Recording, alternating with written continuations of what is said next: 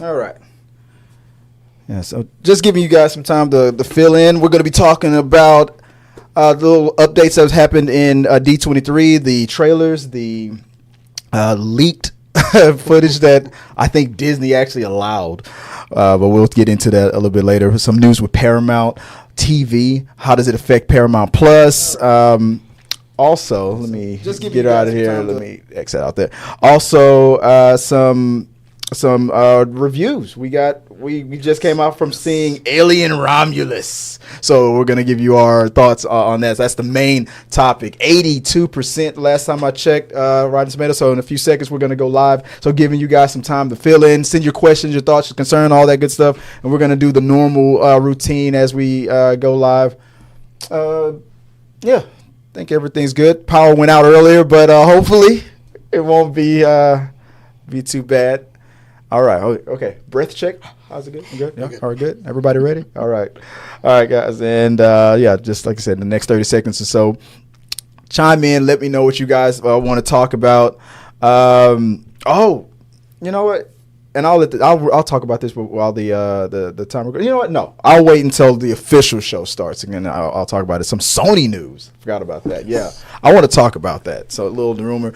Check out Geekly Goods. I was on his YouTube channel. Go to Geekly Goods, and he was talking about this little Sony thing that happened with shutting down Marvel. What the heck is up with that? Let's start this countdown off. Let's turn this off, and let's get started, guys. All right. Let's see. Here we go. Let's see if this works. There we go.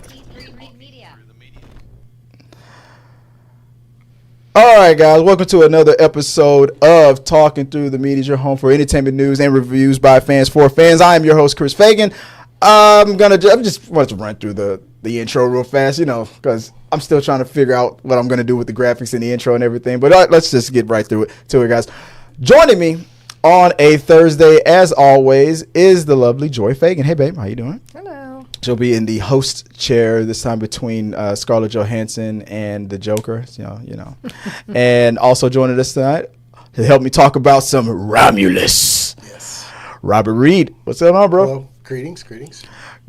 And we are going to get right into it, guys. Like I said, as always. So just let me know your questions, your comments, your concern, anything you guys want to talk about. We'll talk about it at the end of the show. I'll pop them up on the screen. I think I got the lower thirds working. So you guys want to chime in, just share your thoughts, say hi, say what's up, send your comments on the topics, and like I always say, let's keep talking, guys. Okay.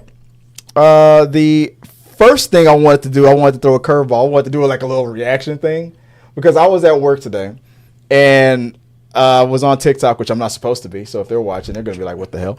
He's very proud of this clip. I don't know why. I don't know why I am so proud of this. I never watched the TV show It's Always Sunny in Philadelphia. I've never ever watched it. But we see clips a lot and talk about we should be watching watched it.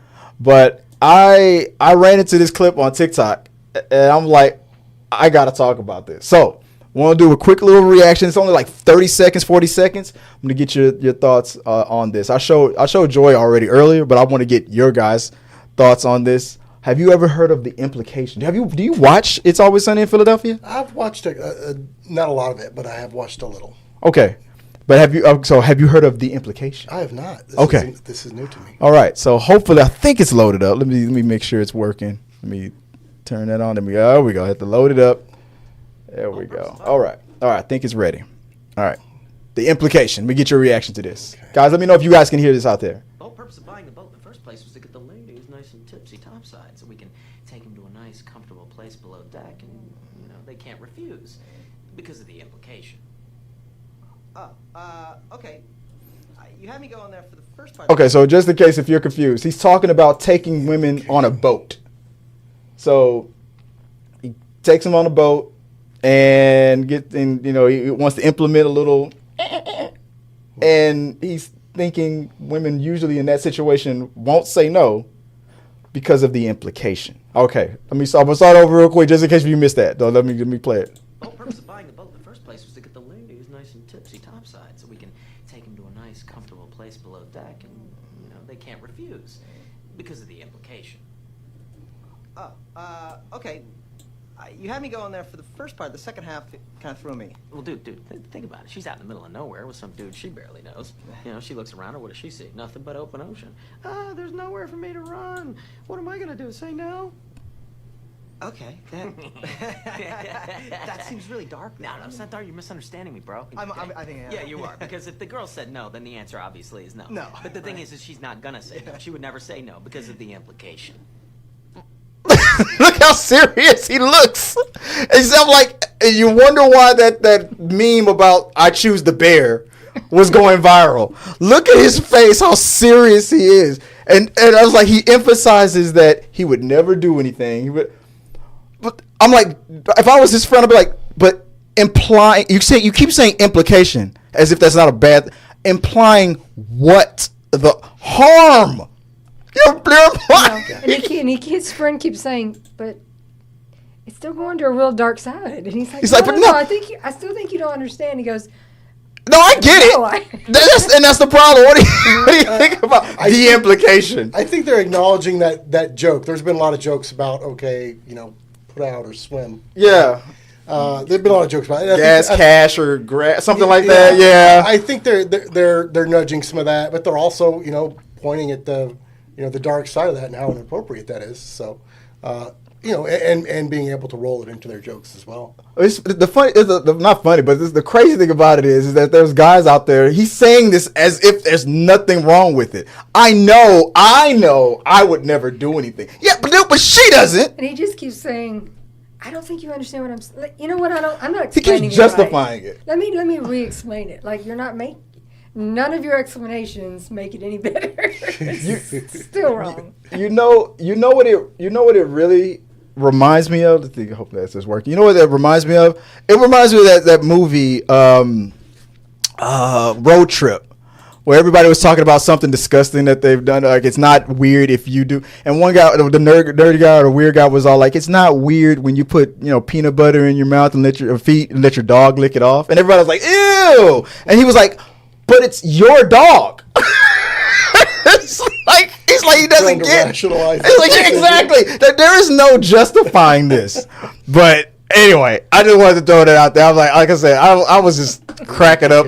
I just cracking up about the fact that how stone cold he was about the implication. It was just the way he said it. We miss shows like Modern Family we watched that whole series after it was already off the air. Yeah. So we're gonna binge It's Always Sunny in Philadelphia. Anyway, I was just throwing it out there. But before we really, really, really get started, guys, there was some news that came up, like I said, I saw on the Geekly Goods. I saw it earlier on Instagram, but Geekly Goods YouTube channel, they talked about it as a rumor that Sony is saying that they will no longer allow, or they will never allow the MCU to use any of their villains from their movies. Your Morbius, your upcoming Kraven, your villains from Madam Web. And at first I was thinking, who fucking cares? Those movies all flopped. Why would Kevin like oh, you're really hurting Kevin Feige. Oh my God, what am I gonna do without Morbius? Oh, I just brought Blade back. I need that more. No, I don't care. That movie flopped. But then I was thinking, how effing disrespectful was that? Because I felt like the original deal when they decided to do this Sony Marvel MCU merger thing with the shared universe with Tom Holland. I know it's really mostly about Tom Holland being in the Avengers and whatnot, and the universes. Tom Holland is in the MCU technically, but all these other movies are in it anyway. But to make these movies successful and then it reached $1 billion, you had people like Happy Hogan, you had Robert Downey Jr. in Homecoming, you had Doctor Strange in the latest one. You've had key Marvel characters acting like mentors to help bring Peter up. Maybe they're no longer going to do this in the future. I hope they do. I'm hoping that Daredevil. We saw Daredevil in the. I'm hoping that as now that he's becoming a street level, like maybe he started from scratch and becoming more of a street level character. Another crossover with Daredevil might make sense in the future. So I'm like, okay, if you're going to act like that, then maybe we don't need to allow our MCU characters in your movies, which But let me get just before I ramble on. What are your Robert? What do you think about this rumor about Sony not allowing MCU to use their? I think in the original negotiations that they had, there was I imagine they got pretty granular. So there was probably a lot of discussions of, okay, which character are off the books for now, and which are on the table for negotiation, and then some to be discussed later. I think them saying that it's truly blocking the characters is probably an exaggeration. Because, Venom, that means Venom will never be in the MCU. Yeah, I mean, never say never. Dollar signs, right? Dollar signs talk a whole lot. So it's all. I'm sure it's all about negotiating for this intellectual property, so that they build a value to it, and also they need to hold on to certain intellectual property to keep alive. Right? Yeah, they need some of this content. They need this money coming in. Mm-hmm. So if they release a lot of this content to Marvel. What are they going to have left? What do they have left in the stable to sell? I mean, that was the main reason why they had to make. Sony never wanted to do this merger agreement deal. Originally, the executive of Sony threw her according to the rumors, threw her food in Kevin Feige's face when he originally suggested it. Then the Sony leaks happened, and it's like, hey, what was that merger you were talking about again? You still want to do that? And luckily, Kevin Feige was, grown up enough to be like, yeah, let's not worry about the fact that you threw food in my face when I originally pitched this idea. Yeah, let's work together, and it's been successful for both sides. I mean, the last movie made almost $2 billion, which is like both sides made a lot of money. But this whole you can't use our characters, even though we gonna make sure in the deal that we get to use an MCU character every now and then in our movies. I don't like that. But at the same time, I know Kevin Feige does not give a. Oh my God, am I not gonna get to use the bad guy from Madam Web? Oh, narts. I don't think Kevin Feige cares. But at the same time, you're probably right. It's probably a loophole thing. Because think about it. The rumor says specifically you're not allowed to use any of our villains. I don't know if it's characters or if it was just villains. Because then that means Venom technically would be on the table still because he's not really a villain. He's the hero of his movies. He's an anti-hero. Maybe it's only strictly to the villains. Maybe it's could be Sinister Six. Exactly, which could still lead to Sinister Six. But if it's specifically villains, though, if it's like you cannot use any of our villains in the MCU, then that means what does that mean? That means Michael Keaton's character Vulture could never ever pop up in like Secret Wars or anything like that. I don't know. Am I getting too upset? What do you think, baby? Do you I don't know. This is probably not up your alley, but do you care about any of that? Does that make any difference? Do you think it's going to make or break Marvel? No. I mean, it's just one of those things. Like I could see it sounding more like a big deal if Sony was putting out the high quality, making $2 billion a flick, and you'd be like, ouch. Yeah. But considering that there's not been any hits. Oh no, we're not going to get to use Madam Web in Secret Wars. Oh no, how are we ever going to make ends meet? That's how I feel about it. Am I being too harsh? I mean, and like Robert said, I'm sure if there is something that Marvel really wants, money talks. Enough dollar signs, then they'll be like, all right, Did you see our Deadpool movie? It made $1 billion, and let's not forget the fact. Ever since Marvel took over Deadpool, that was the first time Deadpool made $1 billion. The machine works. Ever since Marvel made that merger with Sony to share Spider-Man for the first time made $1 billion. Even though Spider-Man 2 is pretty much considered the best Spider-Man movie of all time, they never made $1 billion back then. They joined with Marvel. This is the formula. They made almost $2 billion. So it's like, why? I like I said, like Joyce said, I would understand this if these spinoffs were all making like crazy amounts of money. But Morbius flopped. Craven might flop. Madam Web is a laughable meme now, so it's like, you protest too much. Well, we also don't know what direction. Like, what are they planning for their 5-year, for their 10-year? That's where something like a Sinister Six character building wouldn't be a single film. Yeah. It would be a group of villains specifically that could be why they're trying to restrict. Maybe you're right. You know what? Maybe you're right. Maybe that's why they maybe that's why if they specifically said villains, because we want to get this Sinister Six thing right.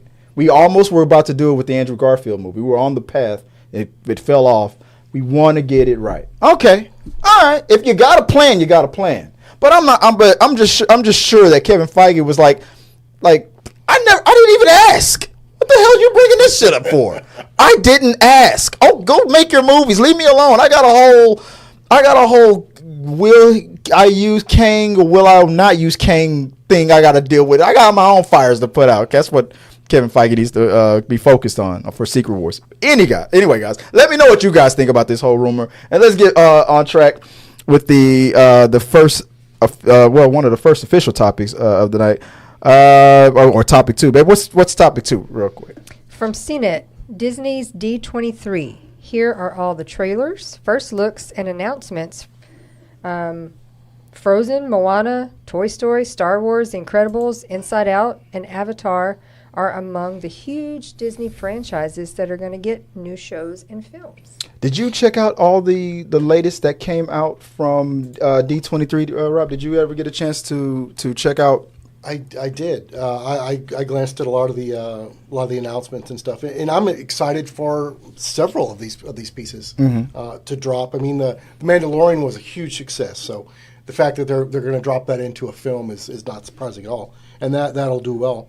One of the other ones that was that probably should not be slept on for the Star Wars was the Skeleton Crew.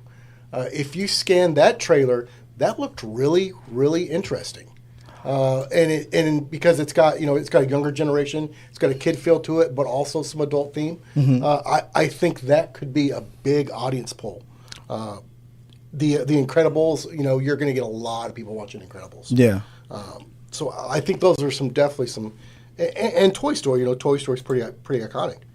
I think you're going to get a lot of attention from a lot of those shows. Going full mass here. Let's run down it real fast. Joy, you want to help me with these titles that are coming out?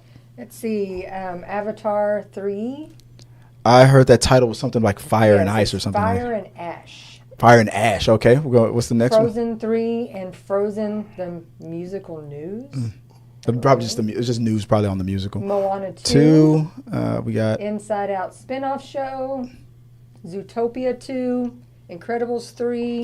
Let me stop right there for a second. That's the one that I was really, really excited about. Incredibles 3 fans, as I said, fans of the animated superhero family introduced, in 2004, The Incredibles, and again in 2018, Incredibles 2. Get ready, a third installment in the franchise. Incredibles 3 is coming in D23 didn't reveal any plot or release date info, but Brad Bird, who directed the first 2, will be back to direct the third. I have a theory. I've always had a theory of where part 3 should go. I think the baby, or like an alternative version of the baby from the future, should be the villain. Like a what if? Like that baby's like all kind of crazy powerful, and I'm thinking, well, what if there was like a what if version where what was the villain from part 1? The kid that was obsessed with Mr. Incredible, Celestro. So what if there was a version where he won and he raised that kid, and that kid, because I think that kid can travel through dimensions and things like that. Maybe there's another version of that kid that was raised by that bad guy, and then goes and uses his powers to go through dimensions into another universe, and he is the villain. A version of that kid, the baby that was raised by the bad guy from part 1. Like, I think I've always felt like that should be the third installment. I felt like that since the first Incredibles. They've got a lot of direction they could go for that villain. Yeah, they've got a lot. You mean the baby, or just anybody in general? They've got tons of content that they can pull in for a solid villain. The baby's name was Jack. Jack. Yeah, like imagine if Jack was the villain. But I said not the real Jack. Not I'm sure it'll be a couple of years down the line. Maybe Jack will be 5, maybe he'll be 10 years old or something like that. And then having to face an adult version of himself from another universe. Because Jack can go through dimensions. So who's to say? There's not a version of him out there that's like, why didn't you raise me? Why didn't you save me from, the villain from part 1? I did. You know. Or what if he gets brainwashed or indoctrinated? Yeah. Isn't that the rule? Like, what didn't Scream 3 teach us that the original villain always returns or something like that? Like the essence of that's what a trilogy does. The past always returns for the third. So something major from part 1 should be syndrome. Thank you. Should be introduced. I don't know. That's my theory on that. I just wanted to stop there for a second. But the next one that's one you were talking about earlier that you were excited about, the Mandalorian Grogu. Baby Yoda. Okay, what are your thoughts on this one? I think they're going to kill it.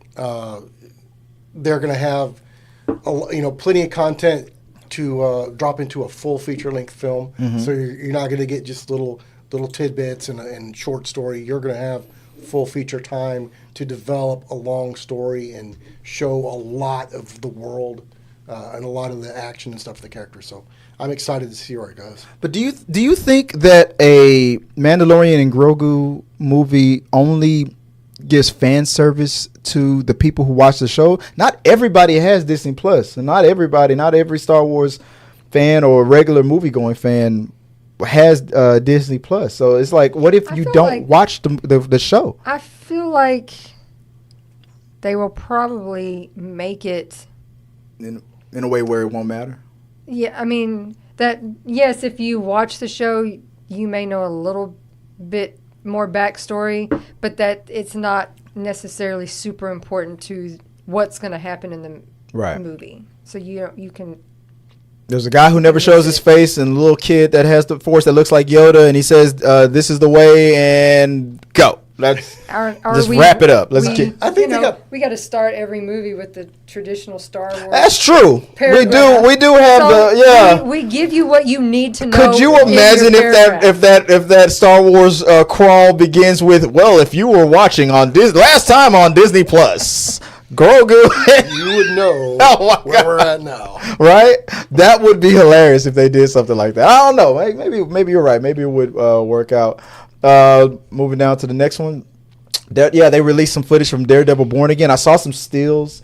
Punisher is in there. After they revamped and decided to link it with the Netflix series. I was glad to hear that. I've also heard that Daredevil Born Again season, another season. They've already greenlit this upcoming season and another season. So Disney Plus is obviously excited about what we're about to get, which makes me more excited because I loved the Daredevil series on Netflix. Did you watch? I did. What'd you think? I'm still trying to convince my friend Sean to watch it. He's watching Punisher first. I'm like, you bastard, you're missing out. I enjoyed it. I watched it with you. Yeah. It's been a while since we've watched it, but yes. Well, it was great. Good fight choreography. Yes. And gritty. Yeah, really gritty. Good fight choreography. Had a really, really interesting feel to the character and to the way they shot the scenes. So I very much enjoyed it. And when the Punisher comes back, I hope it's the same feel, it's the same essence. Like, because I've always quoted that even though that whole season was amazing, how gritty and the fight scenes and everything, but my favorite scene, it's always the same, is when Punisher had Daredevil beat chained up on that roof and they were just debating. It's always my favorite go-to, my core memory of season 2 of Daredevil, that debate of why you shouldn't unalive, the villains. Like, and Punisher is like, "Oh, Red, you take these guys out, you put them in jail, they come back, I put them down, they stay down." I love that argument. It's always my go-to moment, and I hope that feel, stays. So I'm excited about that. I saw a little teaser of the Ironheart thing, and from what I saw, I was like, okay, there's a chance that Ironheart might be a good series, but I feel like no one's going to give it a chance because even as much as I liked Wakanda Forever, I did not like the way they introduced the Ironheart character within that. It just felt too fast. It felt unnecessary. like a plot device. It felt like they were just advertising an upcoming series on Disney Plus. So I didn't feel like they did the character any justice the way they rolled it out on Wakanda Forever, and I feel like it's going to get attacked especially by like the fandom people who are the toxic people that always want to bash on everything. They're never going to give it a chance. So I'm not. I hope this series can change my mind, but I feel like I don't know. I feel like the rollout was so bad that it's not even going to make a dent. Percy Jackson and the Olympian season 2 is coming out. I heard that I didn't watch it, but I heard that the season did pretty good. It was decent. You watched it? Yeah, I did watch the first season with my wife, and it was decent. And there's been a couple of the Percy Jackson things they've tried to launch, and they've been like, meh. Kind of lackluster. Wah, wah. Wasn't there a movie or something? Yeah. I've seen those with my kids, but because they're older movies. Yeah. And they were same story, but different. Different cast. It just was. It's all right. Yeah, I think if they kick it up a notch from the previous season, I think they can, they'll retain their audience as well as gaining some new watchers. An Elio movie, I don't know what that is. Win-Lose TV show, Hoppers, Toy Story 5. People are always saying, why bring back Toy Story? Because they keep making $1 billion. Okay, it's just how the world works. We were also, speaking of Star Wars from earlier, you was also bringing up Skeleton Crew. You saw from the footage that you saw. You're excited about this, right, Rob? I am. It's an interesting feel for a Star Wars show. Mm-hmm. It's like if you were to throw Goonies into. That is kind of what it felt like. I've heard that description before. It feels like a Goonies Star Wars adventure. Yeah, and man, that type of storyline sells. It's got a huge audience. That's too nostalgic tickles. Yeah, you get your family friendly show, and everyone that watches the show from the whole family group finds something in it that they enjoy. I mean, Jude Law is a pretty big name. He's done. Oh yeah, that's right. He is going to be in that. I mean, maybe this will be the thing that I can finally, indoctrinate my kids and back into Star Wars. I thought I had them, and I lost them. I'm trying to bring them back into the fold. Come on. Okay, I should just buy them a couple lightsabers. They'll love it. Andor season 2. I'm looking forward to that. Something called Monster Jam with Dwayne "The Rock" Johnson is coming out. I don't know what that. Monster Jam is the name of the traveling motorsport tour featuring those enormous big wheel trucks that perform in stadium shows where they enact stunts and roll over junk cars. Now the Monster Jam parent company has teamed up with Dwayne "The Rock" Johnson and Walt Disney Studios for a live action movie. There's no release date on the details. Says, imagine Fast and the Furious, but with monster trucks. I can't. How? I don't know that. You're still in a stadium. I'm like, where you're gonna not watch? It's gonna start off in a stadium, then they're gonna become international spies of mystery, and that's like it's gonna evolve the way Fast and Furious. Like by part 3, it's gonna be totally different from what it began from. I don't know. Just bring us Jumanji 3, man. I don't want to see this. I want Jumanji. I'm like, monster trucks aren't known for being fast or furious. Angry, maybe, but they're not. Oh, remember that movie from the 90s where all the cars became sentient? And, what was that movie called? Overdrive. And they used that one military truck was using Morse code to communicate, feed us, give us gasoline. That 18-wheeler with the goblin in the front. Yeah. Now maybe make the movie, make that movie Rock. I could see The Rock in that remake. That would be an awesome. You know what? Today they would probably the aliens or whatever the thing that brought the machines to life. It would probably be an alien invasion, probably using nanotechnology. I could see that movie. Overdrive, right? Yes. Overdrive. If you did that in a hard R movie, hard, like gruesome. Yeah, it could be fun. For me, hard R. I wanted hard. I like that. A hard R. You need all of the Samuel Jackson's mother. Yeah, all the MFers from Samuel L. Yeah, Rob just sold me on the movie. Overdrive, the remake. Hard R. I would love that. Then let's see. That was We'll some of the last things. And then besides that, I don't have the graphic up, but what leaked from D23 was Thunderbolts trailer, the Captain America 4 trailers. Everything's were leaking. I heard that usually in these conventions, you're not allowed to bring your cell phones in, but Disney allowed them. I think they wanted it to leak because they knew it would.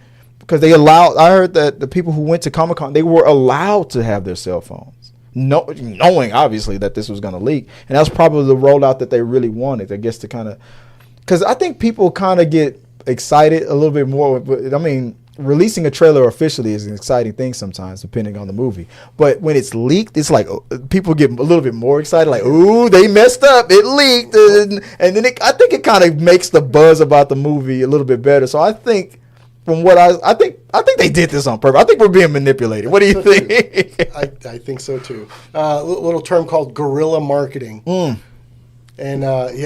you build that fervor out of your audience, and you get everyone foaming at the mouth for that content. And when it drops, you rake in the cash. Yeah, absolutely. And that Thunderbolts trailer looked pretty good. I was excited about it because I'm curious on how. Now he's U.S. agent. I wonder how is he going to take orders from two Russians that are on the team? you got from we got the poster right behind you, Joy. From the Black Widow movie. I forgot their name, like Florence Pugh's character, who's now the new Black Widow, and her father. How is U.S. agent gonna work with them? I mean, come on. It's not possible. I don't see it happening. But the trailer looked great. I can't. Oh, I forgot to put the topics up. My bad. Sorry about that. But it did. I'm very excited about that Thunderbolt trailer. Mm-hmm. I'm always a sucker for a good villain, and they've got a pretty good roster going. Yeah, and they've got some talent. How the hell are they gonna fight against Sentry? That dude's like one of the Superman of the MCU. He's like Superman of the MCU. Like, how are they gonna take on Red Hulk? You think?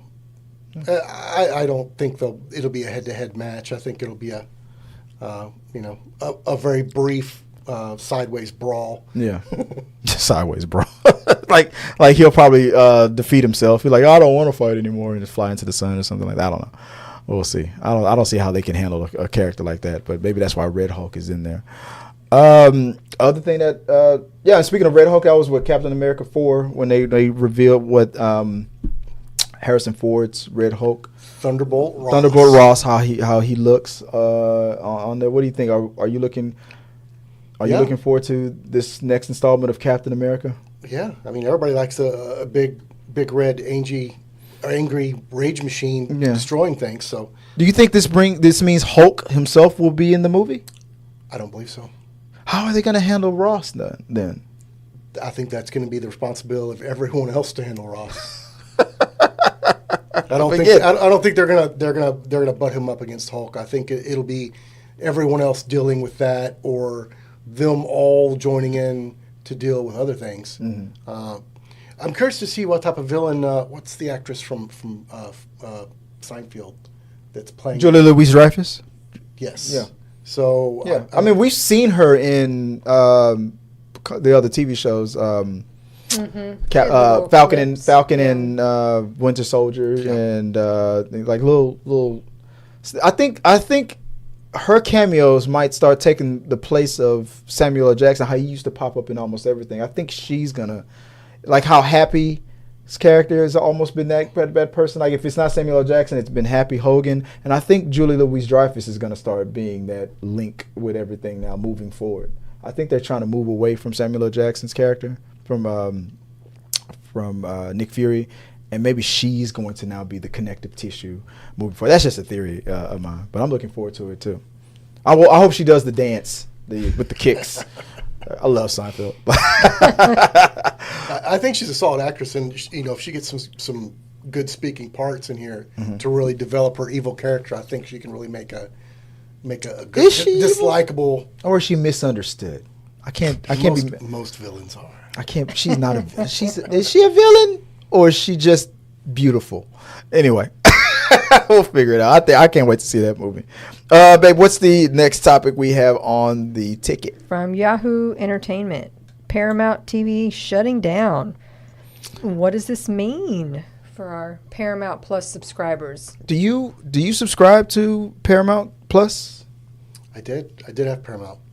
I honestly did not really use it very much. There was only a couple of shows on there that had the content that I really liked, and you could see where they were reducing some of the funding for some of the shows, and the intellectual property that they did hold on to and that they bought, they didn't implement in a way that I think did them justice, and I think they really suffered for it financially. Yeah.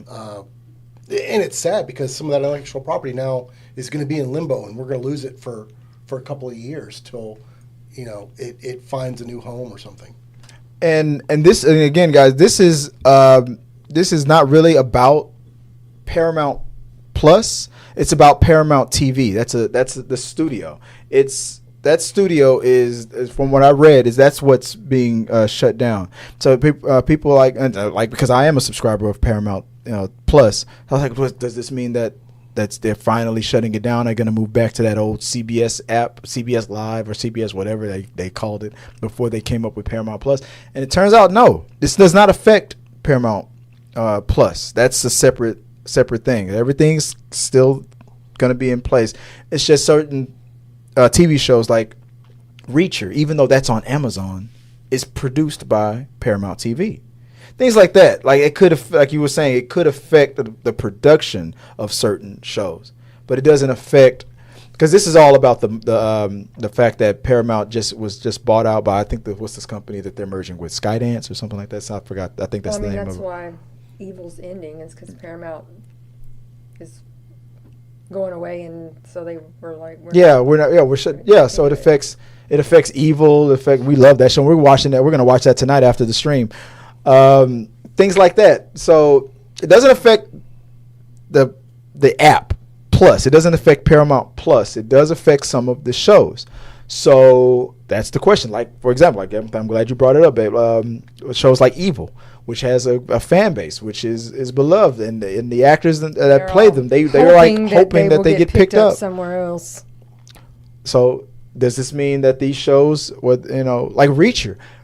I'm sure Reacher is going to be fine. That show is doing pretty well for Amazon. Amazon themselves might just pick it up. And like, you know what? It's already streaming on our platform. We'll just produce it ourselves.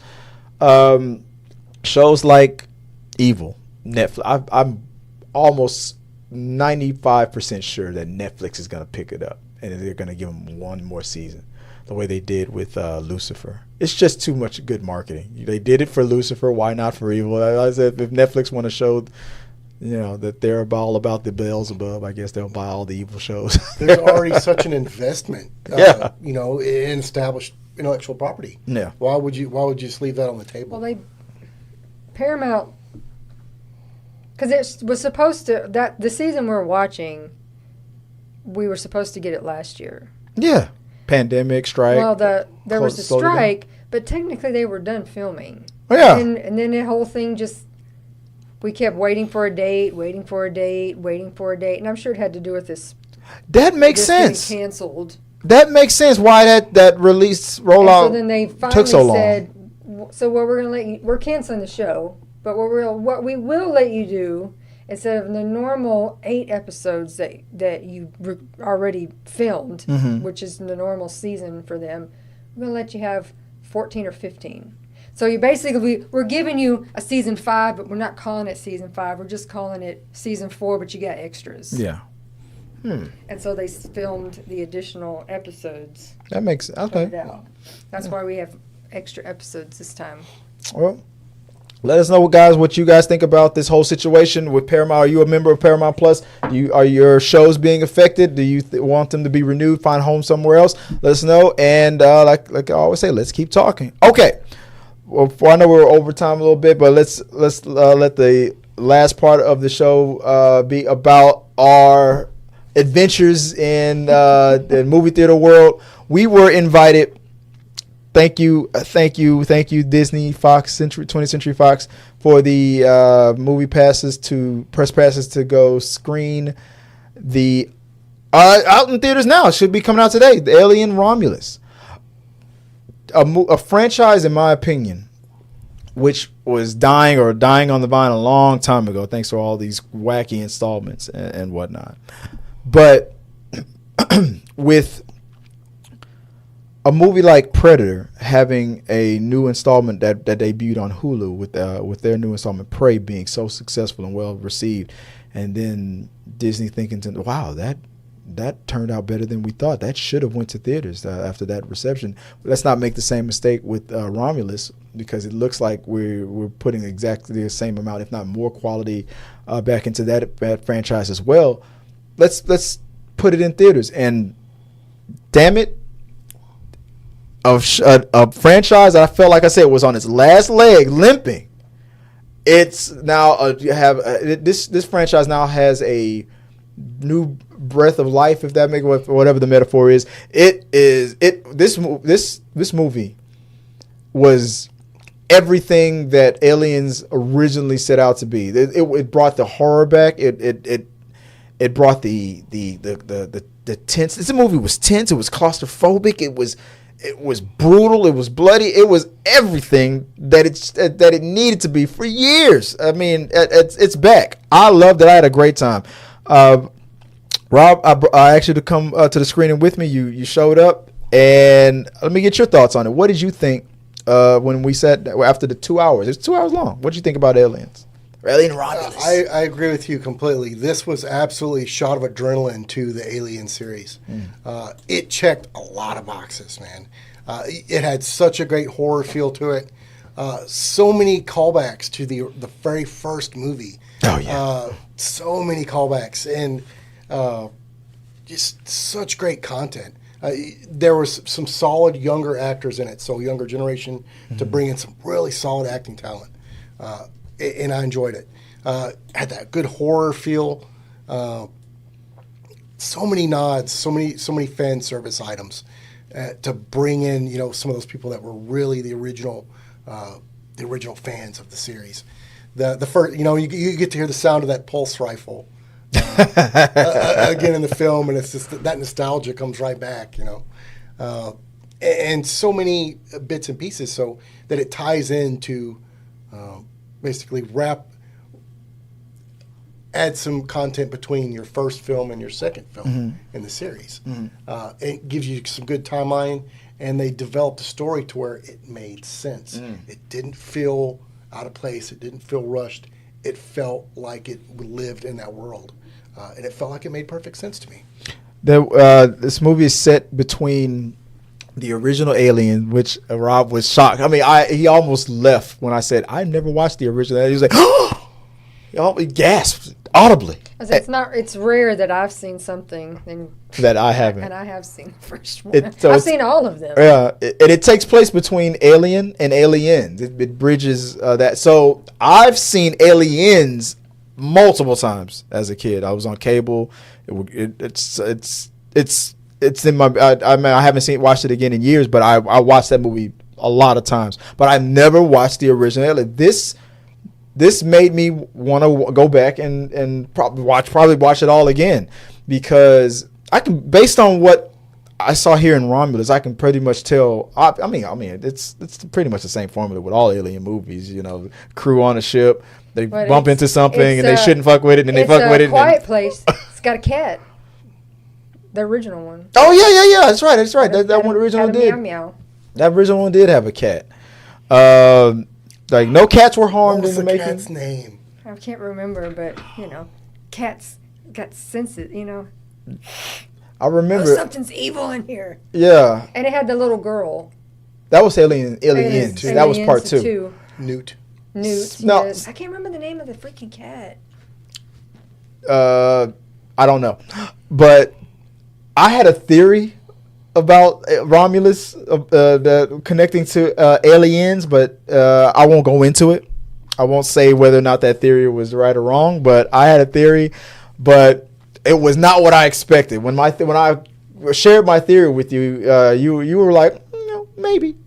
I know that you didn't co-sign with me on my theory right away, and then when all was revealed, you were like, okay. So I'm trying to be coy, but I went in excited, looking for the connective tissue. So I'm gonna definitely have to watch.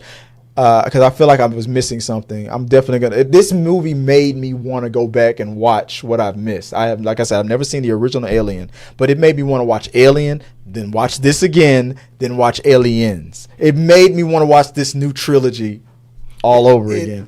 It literally felt like you were watching cut content from the first movie and cut content from the second movie, and with additional story content. Yeah. And done extremely well. Some of these young actors just really did really good jobs. Let's talk about. So here they are right here.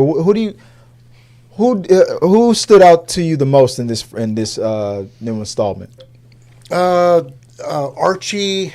What's his last name there? Archie Renault. He's done a couple Tyler. of other series. He played Tyler. What was it on Amazon? It was like it was based off of a book series, Something in Bone. He's got some really good acting chops for a young guy. And then David Johnson's character. That was my favorite. I think he played one of We played one of the robots, or what are they called? Synthetic organisms or something like that. Robots, but synthetic robots. But he probably was probably one of my favorite. Yeah, his acting talent showed through the most, I think. Yeah, it because it pretty much played like he had multiple characters. It almost reminded me of like not maybe split or multiple personality would be too on the nose, but it wasn't. It was the way his character evolved is I guess is the best way to put it. He really stood out. In a lot of ways, carried the movie. And a lot of if it would have just been him, I would have been entertained. But everybody, this whole cast, they did a great job. Why, Mr. What is his name? Bourne, played by Spike Fern. Oh man, his reasonings behind everything, like what he brought to the table. I don't have her listed on here, but I think the character's name, Kay, the other young lady, that was on there. The dynamic between his character and because I believe the guy you were talking about, Tyler, who played Tyler, and Jorn, is that Jorn or is that Bourne? BJORN. Jorn. I think they played cousins. They were related to each other, and one being a nice guy, the other guy being a little bit of a dick. It worked very well. Eileen Wu's character, Navarro, I totally love. When you see her a lot, and you guys could obviously probably can tell what happened. Now, if you saw the trailer, you kind of know what happened. You know exactly what happens to her, but how they led up to it, even though I knew it was coming, how they led up to that attack, because you see it on the poster. The xenomorph on the face, the face hugger. It was like the way it happens, like that. Did not see that coming. It shocked me. Very reminiscent. The whole, not that they illuminated it in the other movie, but the whole coming out of the chest. I specifically remember that. In the one, I can't remember which number. It's the one that has Winona Ryder in it, because they Part 3. Is that 3? Yeah. That dude they randomly run into who's coughing and sick, and that's why he's sick. Yeah. Because he's got one in his chest, and then it finally. Yeah, and for this movie, they showed it in the trailer that she had like an X-ray device, and the way they illuminated it. That was I love that. Because you saw it before, it was that hopeless feeling like, what is this? And that was a practical effect. Uh-huh. That was not CG. So that thing really lit her body up like that? Well, no, that wasn't her body, but that was so they had to. That was a lot of cast making and prop and silicone. Okay, I see what you're saying. To create a torso that was transparent enough and a light source behind it. Yeah. To make it work. But like you said, this movie did a lot to bridge not only the original Aliens, but then even the later ones like Prometheus, Covenant, things were brought in. It let you know, yes, everything except for Aliens 3. I think they officially said that Aliens 3 has been retconned, like they're ignoring that one. But Aliens, Prometheus, and the one that came after that, was it Covenant or something like that? I think that was like there. It's all connected, and there are things that will happen to let you know. Yeah. So if there's people out there who are like, I love the original Alien, or I love the original Aliens, but I don't like Prometheus, I don't like the direction it was going. Well, I think, and I can see why some people don't like. But now there's like a new cult following of people not apologizing, but people making an argument of of the awesomeness and of what Prometheus brings to the table, and why it should not be forgotten, and why it should always be included. And I think this movie did a good job making that exact same argument. So if there's people out there who feel like Prometheus needs to be forgotten and let go, and that it shouldn't have been included in the lore, I think Romulus did a good job making the argument of why it does need to be included, if that makes sense. Does that make sense? The one you're talking about that you think got retcon would be Alien Resurrection. The fourth one. The fourth one was the third retcon. one was the one in the prison with all men, and she was the only female. Okay. Because she heard pod or whatever, they found it. I know one of them was retcon, but so was the fourth one. But yeah, that one was, the third one was all in a prison with Forrest Whitaker, and there was it was all men. It was a men's prison camp, like that they just lived there by themselves. Yeah. And she was the only Sigourney Weaver. Yeah. Yeah. And that movie didn't really do it for me. It had some good suspense and some good scare scenes. You mean Aliens 4 or Aliens 3, or are you talking about Prometheus? 3 and 4 were both a little lackluster for me. Yeah, just 3 didn't have enough to really make it exciting. Some of the pacing was a little slower, and just the content wasn't exciting enough. Especially, I mean, Aliens 2 is pretty tough. Oh yeah, that's a hard act to follow, right? Yeah. And the cat was in 1 and 2. He was in Alien. Jonesy. And Alien. Jonesy. That's right. Jonesy the orange cat.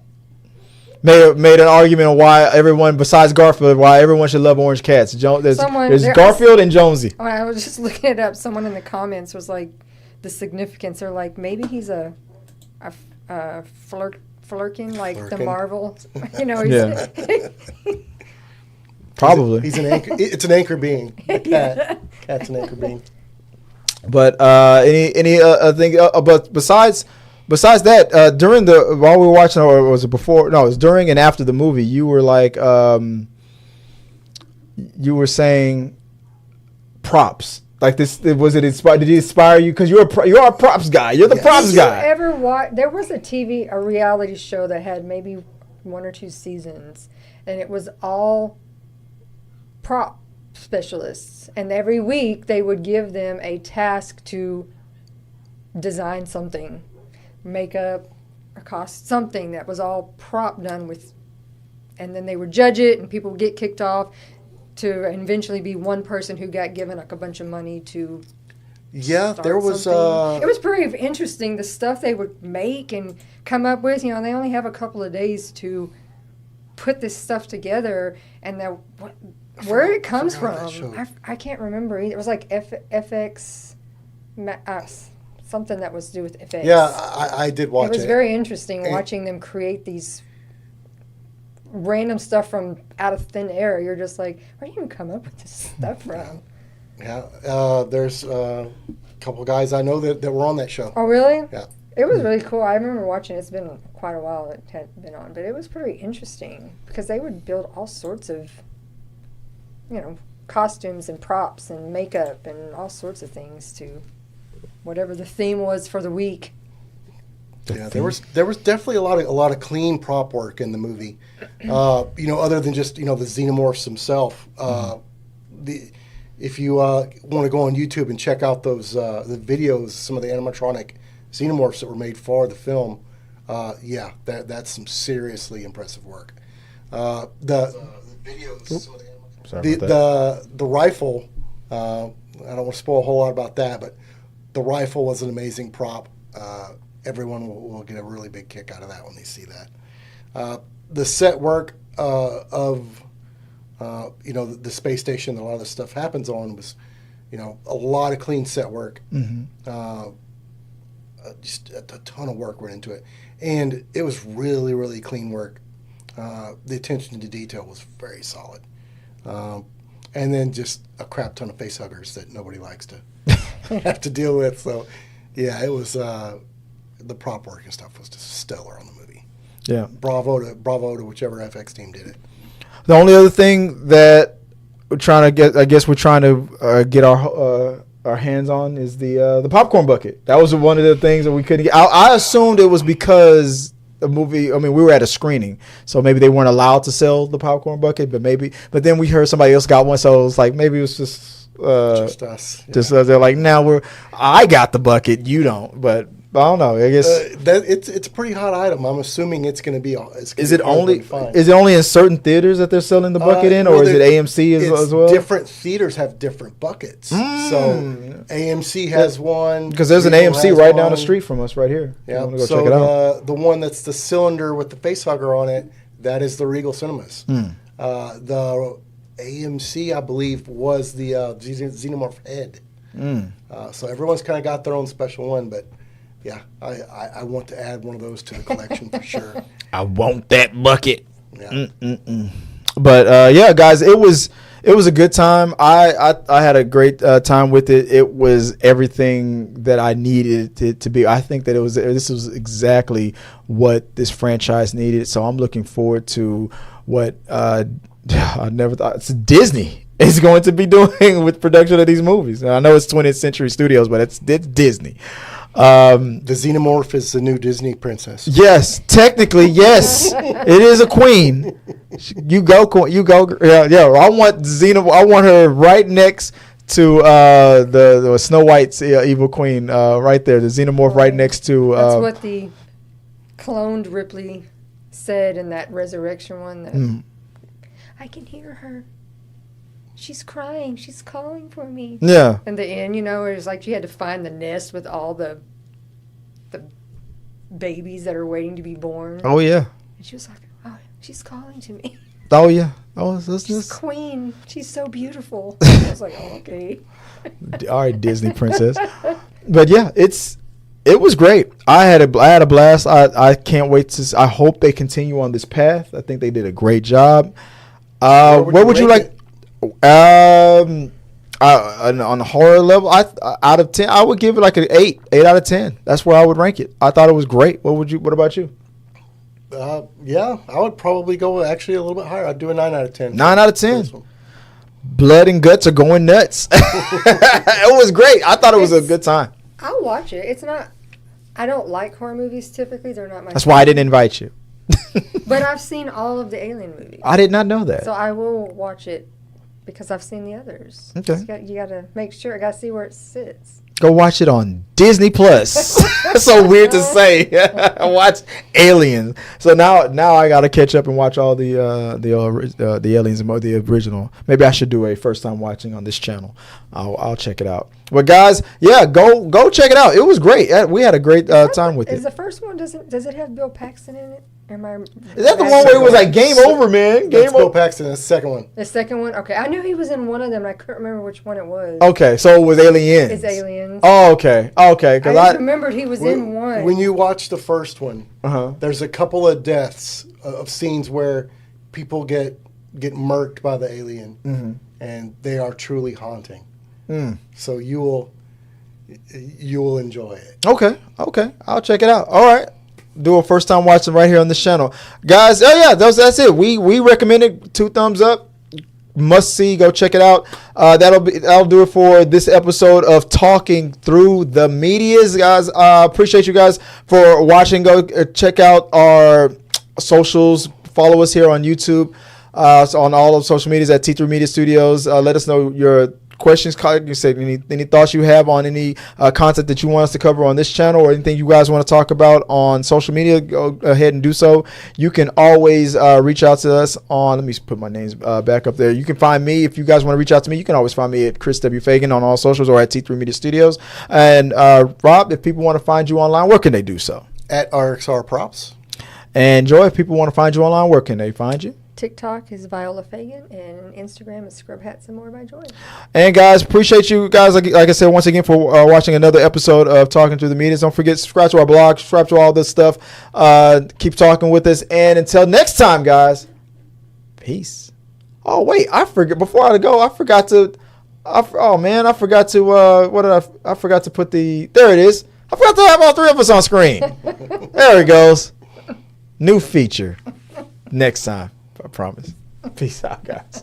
Later. Thank you guys for watching our video. I really do appreciate it. Remember, you can support our show by becoming a member or a patron. So click the subscribe button. Don't forget to ring the bell for notifications so you'll never miss out on when we go live or post new content. Let's stay connected, grow this community together. Like, subscribe, comment, and let's keep talking.